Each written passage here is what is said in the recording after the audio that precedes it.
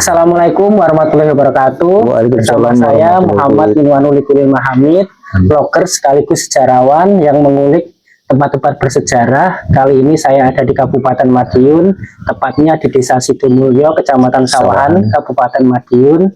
Disinilah makam salah satu leluhur Kota Madiun yang menjadi cikal bakal lahirnya daerah ini, ya, yaitu Kiai Resogati, yang akan kita bahas bersama narasumber kita hari ini. Assalamualaikum Bapak. Waalaikumsalam warahmatullahi wabarakatuh. Oke, nama panjenengan? Iya, nama saya Setio Margono. Bapak Setio Margono. Iya, Bapak Setio Margono. Pak Margono, gitu. Pak Tio Margono boleh. Usia berapa Bapak? Usia saya 66 tahun. 66 tahun. Ya. Saat ini saya sebagai kepala desa. Desa Sidomulyo, Kecamatan Sawahan, Kabupaten Madiun. Ya. Provinsi Jawa Timur. Nah, iya. Hari ini saya akan coba ngobrol tentang Kiai Resogati, ya Pak, ya. Boleh. Mungkin untuk lebih supaya pendengarnya kan kita tidak hanya dari Jawa Timur. Ya, untuk sharing sessionnya kita pakai bahasa Indonesia saja. Ya, untuk Kiai Resogati sendiri itu yang saya tahu beliau seorang pendakwah, ya, kalau tidak salah. Ya, betul. Seorang ulama. Ulama dari yang diutus oleh Raja Demak waktu itu Raden Pati Yunus ya, untuk menyebarkan dakwah di Kabupaten Madiun, sebagaimana seperti Bathara Katong yang diutus di Ponorogo. Kemudian lahirlah wilayah yang sekarang diperintah oleh Adipati, kemudian berkembang menjadi Bupati. Itu mungkin sekilas Bapak yang jenengan Bapak ketahui tentang Kiai Resogati itu seperti apa? Silakan. Ya, oke. Terima kasih. Ya. Jadi kalau kita ingin mengenal siapakah Kiai Ageng Resogati, itu memang kita mulai dari awal bahwa yang Resogati ini, Kiai Ageng Resogati adalah Wakil Sultan Demak yang ada di Purabaya. Jadi belum ada Madiun saat itu. Oh, belum ada. Ya? Belum ada. Jadi Purabaya. Jadi dia diutus oleh Raden Adipati Yunus atau Pangeran Sabranglor dari Kerajaan Demak untuk Wakil Sultan Demak yang ada di Purabaya. Dan sekaligus dia seorang ulama untuk menyebarkan agama Islam.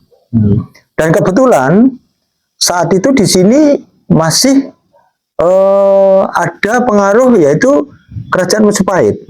Iya, Siwa ya, Hindu. Iya, masih eksis Kerajaan Majapahit saat itu. Nah, Resogati, Kiai Ageng Resogati yang diutus oleh Raden Adipati Yunus itu datang di Purabaya ini dalam rangka visi, yaitu menyebarkan agama Islam. Nah, seperti itu. Jadi beliau itu bukan anak dari seorang raja, bukan seorang bangsawan, tetapi beliau itu datang untuk berdakwah sebagai ulama. Betul, betul. Jadi dia sebagai ulama. Ya, mungkin kalau dipercaya oleh seorang raja Raden Watiro berarti ulama besar di sana. Seorang ulama besar, kepercayaan dari kerajaan dari Demak untuk mengutus dia hadir di Purabaya ini, di Madiun ini. Jadi saat itu belum ada Madiun ya, belum ada. Jadi Purabaya. Dia seorang ulama dan berupaya untuk mendirikan pondok pesantren yang sekarang dikenal ada di Sogaten itu. Itu kan pondok pesantrennya.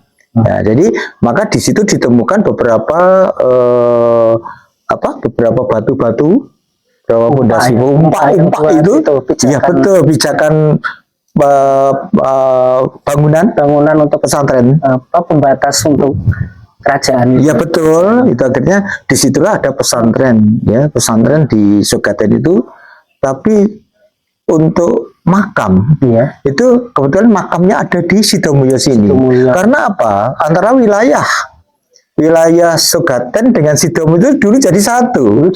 Iya, jadi dulu kalau kita melihat denah atau peta, itu namanya adalah Sogaten Anggrek. Maka di sini dikenal anggrek itu kan tinggi, Mas. Maka di sini namanya Sidomulyo Anggrek, Sidomulyo Nganggrek gitu ya. Karena tempatnya memang tinggi.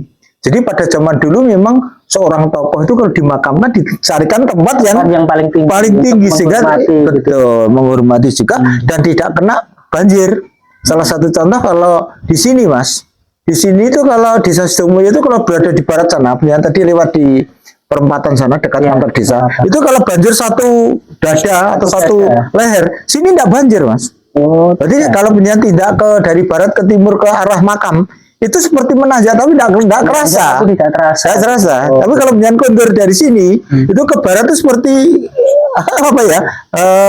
Turun gitu. Turun. Iya. Jadi dicarikan tempat yang angkrik, tempat yang tinggi. Iya, maka dinamakan ngangkrik itu. Padahal sebenarnya kalau menurut cerita buku yang saya baca dari buatan Belanda, itu Sidomulyo itu dulu sebelum ngangkrik namanya adalah Geneng. Ya, ya tetap Geneng ya, Dusun Geneng karena tinggi Geneng. Tempatnya tinggi dari Iya. Terus oleh salah seorang tokoh masyarakat namanya Rovingi. Ya. Ini saya berdasarkan literasi loh Mas ya, bukan bukan karangan. Kita nggak tepat kalau kita karangan itu nggak tepat. Berdasarkan literasi sejarah dari buatan Belanda, namanya pertama kali Dusun Geneng. Maka lahirlah yaitu salah seorang tokoh pembabat pertama Cikal Bakal Madiun, Cikal Bakal Sidomulyo itu namanya adalah Ki Geneng. Itu namanya Ki Geneng. Ki Geneng itu adalah Cikal Bakal Sidomulyo karena ditempatkan di Dusun Geneng itu. Ya, akhirnya oleh seorang tokoh tadi dirubah namanya menjadi angkrik atau ngangkrik. Maka di sini dikenal Sidomulyo ngangkrik lah. Kata Sidomulyo itu berasal setelah kita kemerdekaan Republik Indonesia. Terjadi pemerintahan desa, kecamatan Jiwan. Akhirnya namanya bukan Desa Ngangkrik, tetapi namanya adalah Sidomulyo. Kita berharap dengan nama Sidomulyo itu kita inginnya mulia, gitu. mulia, Sidomulyo tenan gitu loh, Sidomulyo betul gitu, ya mulia gitu. Itu sejarahnya sedikit seperti itu. Ya, terkait dengan makam Resogati, Pak, saya kan juga menemukan mungkin di antara teman-teman yang dari Madiun pernah juga berkunjung ke makam Resogati yang ada di Sogaten gitu, Pak. Ya, itu kan ada dua tempat yang sampai sekarang masih menjadi apa namanya perbincangan hangat gitu loh. Betul.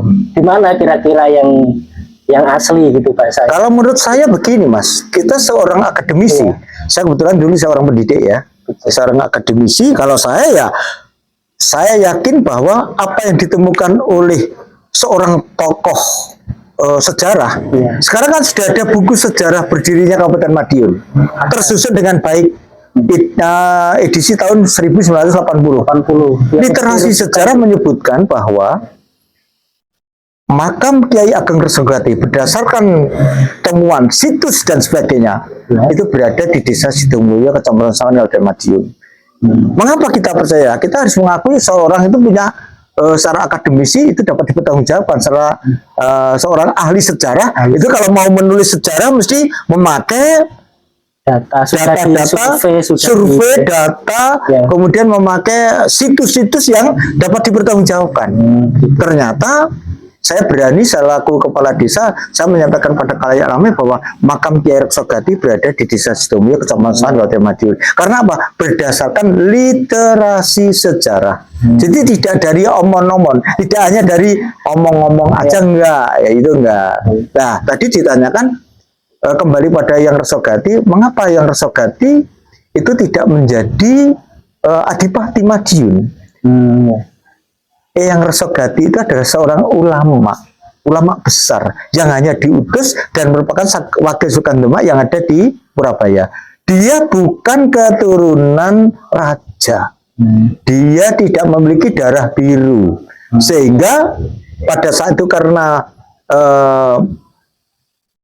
Ronggojumeno, Ronggojumeno yang pertama itu masih belum dewasa, maka belum masih anak-anak. Ya belum apa ya istilahnya belum balik ya gitu. Akhirnya yang Resogati bersabar menunggu Yai Resogati berdakwah, kemudian berdakwah sambil sudah tertata dengan baik ya. Kemudian beliau memimpin secara pemerintahan. Betul, birokrasi pemerintahan memimpin ya. Akhirnya menunggu Ronggojumeno sudah dewasa, akhirnya dimintakan rekomendasi ke Kerajaan Demak bersama dengan wali-wali yang dekat dengan sana untuk diangkat menjadi Adipati yang pertama di Madiun. Madiun. Tapi namanya masih Purabaya. Dan waktu gitu. itu belum bupati ya Pak? Ya belum, Masih Adipati. ya. Adipati. Adipati. Iya betul, Adipati. Dari kadipaten gitu. Iya betul, Adipati Purabaya. betul. Jadi kalau menurut pendapat saya ya masuk akal juga. Iya. Ya masuk akal juga. Ya masuk akal artinya belum dewasa, belum balik, menunggu setelah Ayi Rasogati mampu untuk memimpin, mampu untuk menata wilayah Purabaya ini, barulah diangkat Menjadi Ronggo Jumeno pemimpin. sebagai pemimpin atau Adipati Purabaya. Dan itu yang Ya. pertama Pak. Yang pertama, gitu yang pertama. Kemudian diteruskan yang kedua Oleh putrinya itu. Ya, Retno Dumilah. Baru pada saat Retno Dumilah itu barulah kata Madiun gitu. Jadi secara pertama ya Purabaya. Oh. Ya, Purabaya gitu. Ya sementara yang saya ketahui seperti itu. Jadi kita bicara ini pakai literasi, Mas. Betul. Pakai literasi. Kita karena kalau sudah pakai literasi itu berarti sudah pakai analisis. Jadi sudah dianalisa, sudah melakukan satu bentuk tindakan-tindakan survei dan sebagainya. Kemudian ada situs-situs dan sebagainya. Dan yang membuat buku itu bukan sembarang orang. Yang membuat buku adalah yang saya ketahui di situ ada Bapak Dr. Andes Kusdim, ada. Kemudian ada Bapak dosen IKIP Surabaya itu namanya Pak siapa lupa saya, ada itu. Nah, ada Bapak Kusdim yang saya ketahui Pak Kusdim, kemudian Pak Arif Sukowinoto, itu juga ada. Itu adalah seorang ahli sejarah dari Surabaya. Ya. Mereka ada kalau nggak salah 9 orang para ahli itu akhirnya membuat buku berdirinya sejarah Kabupaten Madiun. Ya, warna biru itu. Iya, warnanya biru. Buku babon sejarah. Iya, betul. Kalau mau menulis sejarah Madiun wajib itu. Wajib ya, ya memakai itu. Ya. Jadi nanti kalau kita tidak memakai babonnya tadi, tidak memakai buku sumbernya tadi, ya nanti akan lari ke sana kemari. Sana kemari. Ya, gitu ya. itulah. Jadi kita menjelaskan ini berdasarkan pada literasi sejarah. Terkait dengan makam Reksogati yang ada di Sidomulyo ini Pak. Nah, awal mulanya seperti apa untuk didirikan sebuah pendopo sehingga masyarakat menjadi lebih tahu gitu kalau di sini itu ada makam leluhur Kota Madiun yang harus dilestarikan gitu. Oh gitu.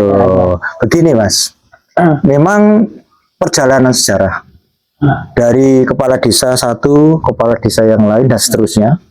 Dan saya bersyukur sekali pada saat saya menjadi kepala desa itu diberikan satu apa ya istilahnya, ada satu bentuk ide atau gagasan ya bersama dengan teman-teman pemerhati.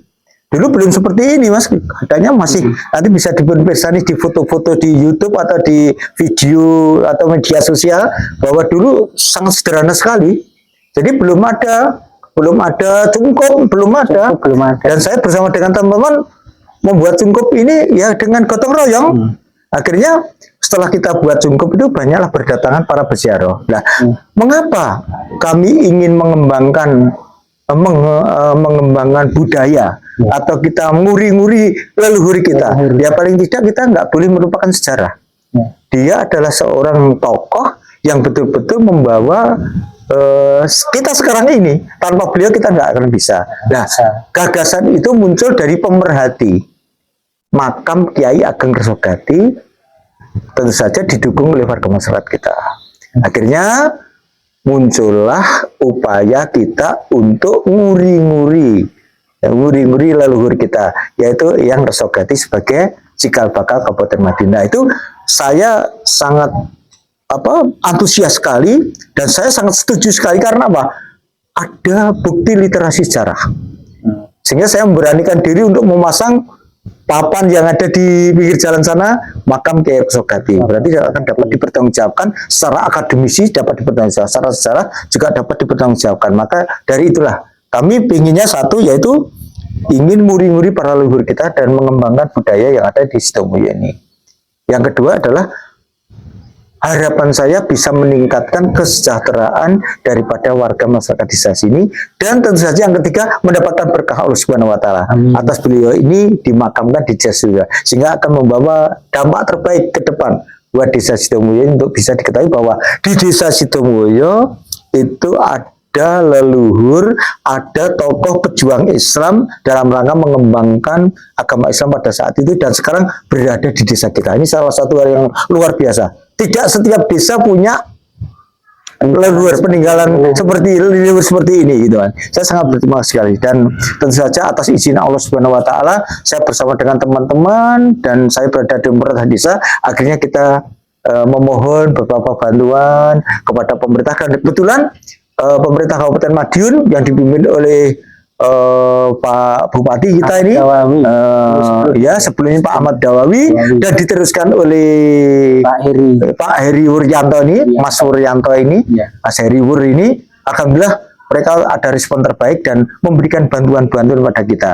Satu yaitu dari Perkim, kemudian dari Dinas Pendidikan, kemudian dari UPD Wakil Bupati Pak Heri Wur saat itu menjadi Bupati, itu banyak membantu kita dalam rangka kita mendukung nguri-nguri leluhur yang ada ini. Jadi kesimpulannya adalah kita bersyukur sekali diberi kesempatan untuk nguri-nguri leluhur kita yang ada di sini ini. Dan harapan daripada Pak Bupati adalah jangan sampai kita lupa sejarah. Lupa sejarah ini kan akan membawa juga nanti adik-adik kita, generasi kita untuk tetap tahu sejarah. Tahu sejarahnya. Ya. Mungkin terakhir Pak, yang pengen saya tahu tentang daerah ini. Setelah daerah tempat ini berdiri sebagai pendopo, kemudian di sini ada tokoh yang terkenal ya, Kiai Resogati. Kira-kira respon masyarakat di luar Sidomulyo bagaimana gitu kan? Biasa kan yang namanya sejarah kan ada pendapat si A si B, kadang saling bertentangan. Itu bagaimana respon panjenengan untuk menyikapi hal tersebut? Saya kalau menyikapi sejarah itu begini, memang tadi sudah saya sampaikan ya. Kalau kita menyikapi sejarah, ya kalau saya dulu kebetulan saya seorang pendidik dan kebetulan jurusan saya adalah juga jurusan PKN sejarah. Jadi kalau saya ya terutama kita bertumbuh pada literasi sejarah yang benar.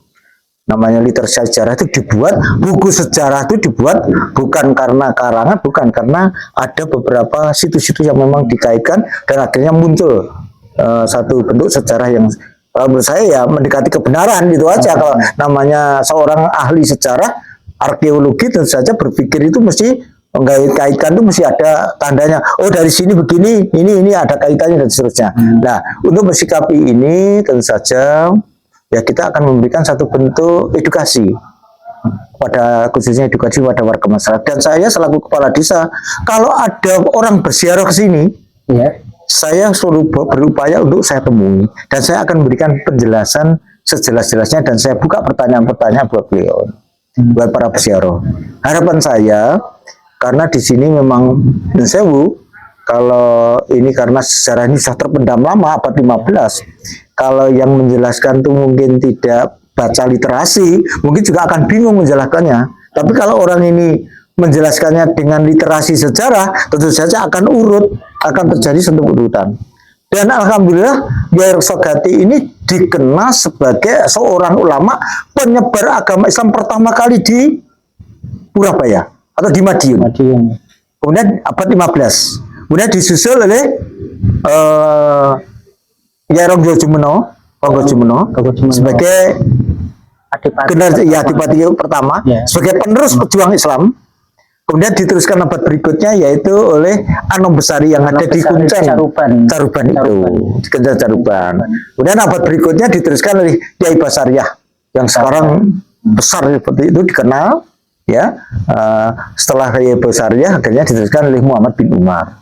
Nah, mungkin pertanyaan penjenengan, mengapa Kiai Resogati kok tidak seperti ramainya seperti yang lain? Ya, karena memang ini baru saja kita lakukan satu bentuk renovasi.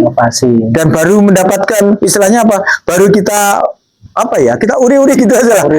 Kita uri-uri atau kita lakukan satu bentuk kegiatan supaya peziarah senang dengan hati, senang datang ke sini, kerasa di sini. Maka saya selaku kepala desa berupaya untuk membangun, ada pendopo, ada pasiban, ada tempat untuk kirim doa, dan alhamdulillah banyak peziarah dari luar kota maupun dari dalam kabupaten sendiri. Kalau dari desa-desa lain sudah banyak mas, dari barat ada, dari utara, semua dari Kabupaten Madiun sudah banyak yang rawuh di sini. Apalagi pernah kepala desa itu pernah datang ke sini juga khususnya kepala desa Perjalanan Sejahtera itu pernah datang ke sini juga, dan kebetulan kami juga seorang warga sehingga kami ajak ke sini untuk bersilaturahim. Di samping itu kami memperkenalkan pada adik-adik TK, adik-adik PAUD, adik-adik SD. Itu kemarin juga pada saat dari Isra Mi'raj itu juga berkunjung bersiarah ke sini. Ini memperkenalkan pada generasi muda agar ke depan makam Kiai Resogati itu menjadi makam ziarah tujuan, sehingga akan menjadikan destinasi wisata religi yang ada di Kecamatan Sawan. Dan tidak hanya itu saja, harapan saya tidak hanya sebagai destinasi wisata lokal, tetapi bisa menjadi destinasi wisata nasional. Harapan saya seperti itu. Sehingga Kiai Resogati tidak hanya dikenal oleh warga masyarakat Madiun saja, tetapi Kiai Resogati, makam Resogati menjadi destinasi wisata nasional yang dikenal oleh seluruh warga masyarakat Indonesia.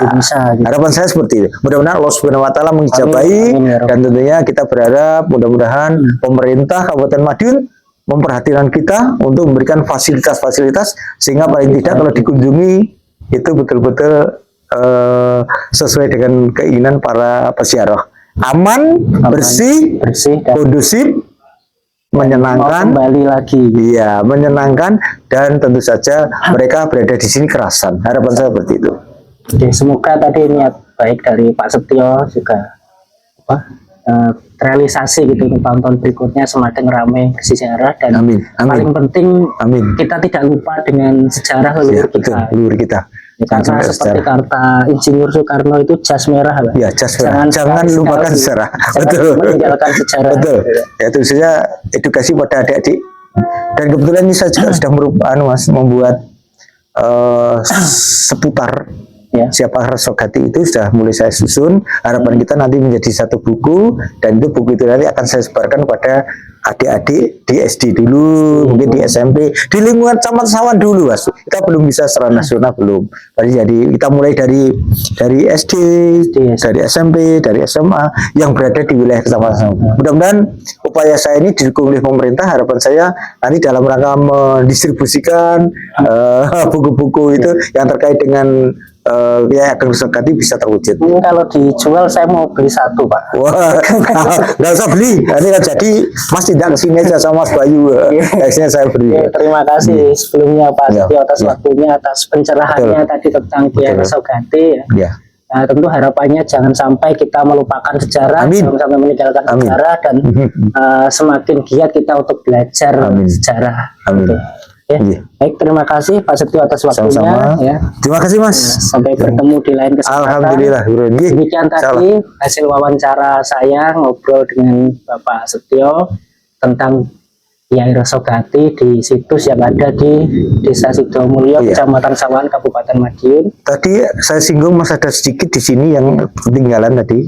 Boleh? Di sini ada situs Linggayoni, Mas. Situs Linggayoni. Ya, Linggayoni itu ini sekarang berada di sebelah timur. Sebelah timur. Ya, rencana saya mau saya pindah ke lingkungan makamnya. Ini saat ini saya sudah berkomunikasi dengan pihak dinas pendidikan. Harapan saya nanti setelah surat itu keluar akan saya berikan sebagai dasar kita untuk memboyong atau memindah ke ruangan sebelah utara ini. Ini masih ada tempat saya letakkan di sini sehingga menunjukkan bahwa Linggayoni itu adalah siwa. Jadi sebelum Demak masuk, yang Resogati itu hadir atau datang sebagai wakil Sultan Demak, itu sudah ada peradaban siwa.